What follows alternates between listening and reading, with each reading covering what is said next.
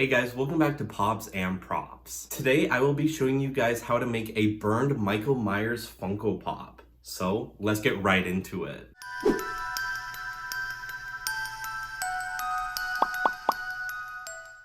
So first off, we want to quickly clean off the Funko Pop just to remove dirt or any dust.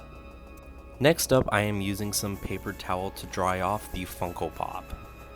Now grab yourself a pot and we will be boiling some water, so fill this up to the brim and then bring it over to your stove and turn it on to the highest setting. Once the pot has come to a boil, place your Funko Pop in the pot and let it sit for a few seconds. This should soften up the plastic enough for you to remove the head. Just do this very gently. And this is what the two pieces look like. And when you're ready, put your Funko Pop head and body into a bowl of ice cold water to cool them down. And of course, don't forget to dry off the pieces once you're done. So now I'm going to be creating the burned texture on the mask as well as the body, and for this I came up with a really cool idea. I wanted to use some super glue gel, and I also pulled up some reference images just in case. So what I am doing here is I put a little bit of super glue gel on a piece of cardboard, and then I grabbed a paintbrush and started to quickly apply it to the Funko Pop head. This ended up creating a really cool texture for the burned look. Once you're done with the head, you can move on to the body. There wasn't a whole lot to do here, it was pretty simple. And this is what the body should look like. Put your Funko Pop somewhere where it can fully cure without being disturbed. Now unfortunately I did not record this part, but I went ahead and cut the two fingers off of the left hand of the body. For this I just used an exacto knife. It was very easy.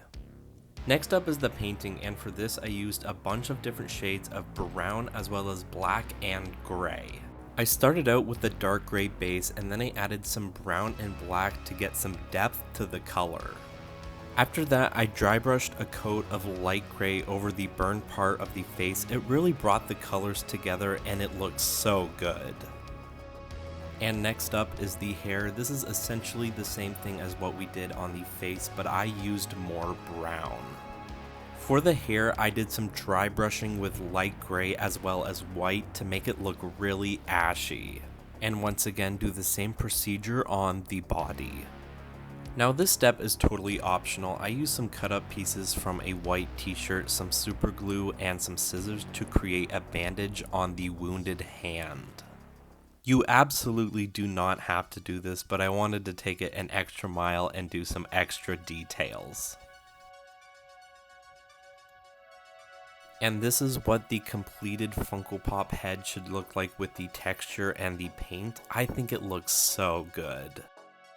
And here's a closer look at the body with the bandage and the burned mark on the shoulder. I also think it looks pretty great. And last but not least is the coat of matte clear spray paint.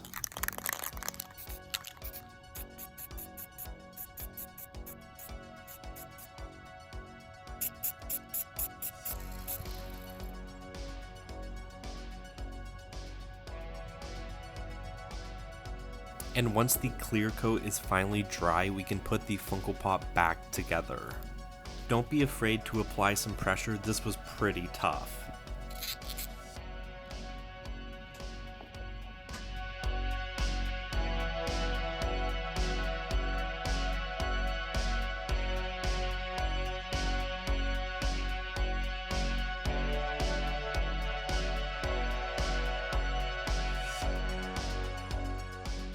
And so here is the final product. This is what the burned looking Michael Myers looks like. I love the texture on his face as well as the paint job. I think I did a pretty solid job. Considering this was my first time ever painting a burned look on a Funko Pop, I think I did pretty good. I also really enjoy the little detail I added to his body, such as the bandage wrapped around his hand, and I also did a little bit of blood on his knife.